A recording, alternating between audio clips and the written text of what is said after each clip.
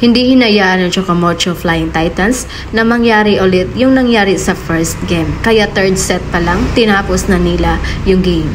Hi guys, again it's me, Vinals TV. So for today's update guys, pag-uusapan natin yung 3 straight sets na tinapos ng Chocomocho Flying Titans against Signal HD Spikers. Pero bago natin pag-usapan guys, huwag niyo munang kalimutang i-subscribe at i-hit ang notification bell button para updated guys sa mga bago kong upload.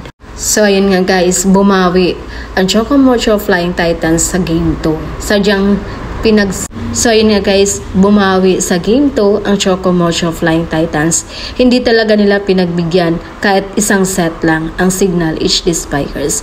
Although nakalamang naman kahit papano sa score ang Signal, pero nahabol din nila ito at hindi nila pinapalagpas yung oportunidad na naging mahina ngayon ang opensa at depensa ng Signal HD Spikers.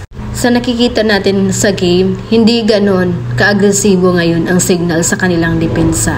At kabaliktaran naman, yung nangyari ngayon na pinakita ng Chocomocho dahil wala talagang laglag na bola sa kanila.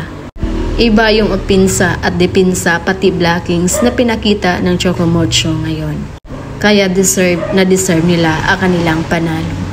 At napawaw ka talaga sa galing na pinakita ngayon ni Cici Rondina.